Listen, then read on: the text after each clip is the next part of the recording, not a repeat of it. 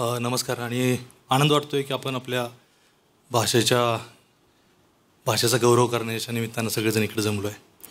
पण भाषा रोज बोलायची आणि एखाद्या दिवशी फक्त तिचा अभिमान बाळगायचा अशी गोष्ट नाही मला वाटतं. तर तिचा अभिमान रोज बाळगला पाहिजे आणि ती अभिमानानं बोलली पाहिजे. आणि परवा पुण्यात एका कार्यक्रमात आम्हाला सूत्रसंचालकानं महेश सर होते, सगळे होते. त्यांनी विचारलं की तुला काय वाटतं भाषा किती दिवस टिकेल मराठी? तर मला जरा चिंता वाटली, हसू आलं की भाषा किती दिवस टिकेल असा प्रश्न खूप वर्षांपासून भेडसावतोय. खूप मोठमोठ्या दिग्गजांनी भाषेबद्दलची चिंता व्यक्त केली आणि भाषा टिकेल का नाही हा एक प्रश्न असतो. मराठीची पडझड होते असं वाटत राहतं. भाषा संपण्याचं जे काही कारणं असतात, जगभरातली एखादी भाषा कुठलीही संपली असेल तर भाषा जन्माची आणि भाषेच्या मृत्यूची प्रक्रिया खूप प्रदीर्घ असते. म्हणजे माणूस, एखादा जीव एका दिवशी जन्मतो, एका क्षणी जन्मतो आणि एका क्षणी मरून जातो. पण भाषा जन्मायला पण मला वाटतं 500-1000 वर्ष लागत असतील आणि मरायला पण प्रदीर्घ काळ लागतो. एकदाच जर आपली 10 करोड माणसं मारून टाकली तर मराठी लगेच मरेल.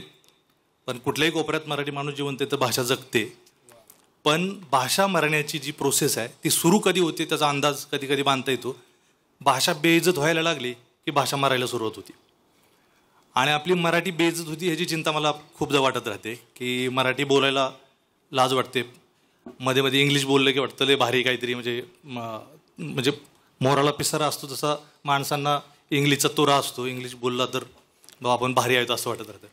तर मला तर खूप काळजी वाटते की आपण अभिमानानं बोललं पाहिजे. मोबाईल फोन केला की मला वाटतं सगळेजण ऐकत असू. फोन लागला नाही, आउट ऑफ रीच असेल तर ते फोन ज्यानं कोणी मराठीत डब केले ते खूप फनी आहे. आणि पडझड कशी होते त्याचं एक ते उदाहरण आहे.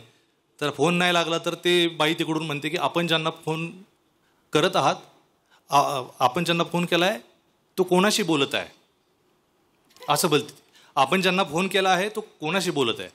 आता त्यात उद्गार पण नाही, प्रश्न पण नाही. पण इथं काय नसलं तरी ते असं, त्याचा उच्चार मराठी माणसाला असं कळतं की आपण ज्यांना फोन केला आहे ते कोणाशी बोलत आहे ते आपल्यालाच विचारते. तर ते तर कोणाशी तरी बोलत आहे. ते हिंदीतून डायरेक्ट कुणीतरी केलं आहे. तर आपण ज्यांना फोन केला आहे ते कोणाशी तरी बोलत आहेत असं पाहिजे ते. पण आपण ऐकतो, आपल्याला बी काय वाटत नाही विशेष. आपल्याला मराठी माणसाला सवय, आपल्याला हिंदीत चालतं. उद्या आम्ही सगळ्यांनी हिंदी पिक्चर केलं तरी तुम्ही बघणार, मराठी नाही केलं तरी काय फरक पडणार नाही.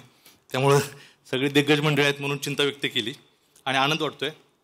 खूप कविता आहेत ज्या वाचू वाटतात इतक्या मोठमोठ्या लोकांच्या. पण माझ्या एक आवडती कवी आहे आणि आवडता कवी अरुण कोलवटकरांची एक कविता आहे. मजनू एका वाळवंटाकडे गेला. मजनू एका वाळवंटाकडे गेला. मजनू एका डोंगराकडे गेला. मजनू एका खजुराच्या झाडाकडे गेला. मजनू एका हरणाच्या कळपाकडे गेला. मजनू त्यांच्या मुख्य काळविटणीला भेटला. मजनू काही कबुतरांना भेटला आणि सगळ्यांकडून त्यानं थोडी थोडी लैला मागून आणली. आणि सगळ्यांकडून त्यानं थोडी थोडी लैला मागून आणली. सगळ्यांनी त्याला थोडी थोडी लैला दिली. कुणी मुठभर, कुणी चार दोर कणच फक्त आपापल्या ताकदीप्रमाणे. तरी त्याची झोळी रिकामीच राहिली.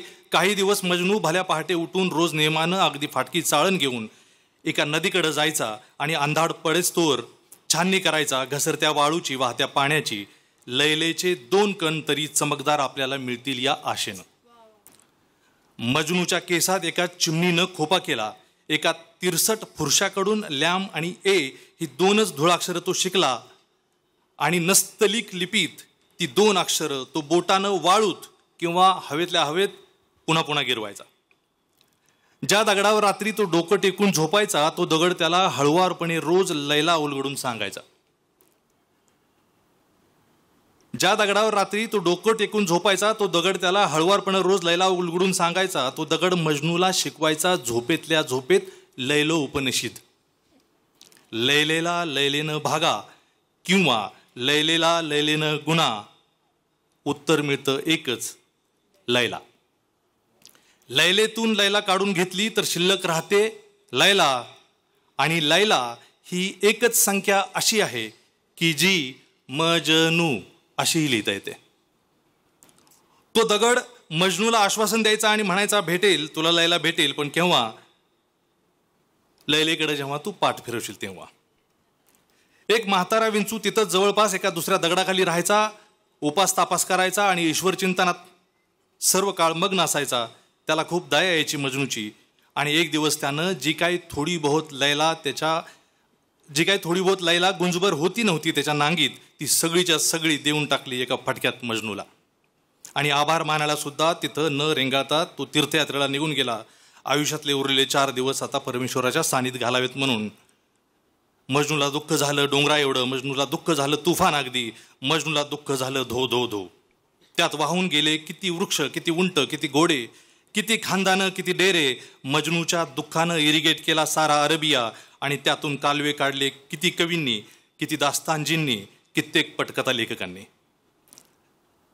लैलेला भेटायला जाताना वाटेतच भेटली लैला, म्हणजे समोरच येऊन उभी राहिली त्याच्या, तीही त्यालाच भेटायला येत होती. तेव्हा मजनू म्हणाला वाट सोड, बाहेर हो, बाजूला हो. लैला तिथंच उभी राहिली, खाली मान घालून जागच्या जागी. तेव्हा तिला वळसा घालून मजनू पुढे निघून गेला, लैलेच्या नावाचा जप करीत लैलेला भेटायला. धन्यवाद.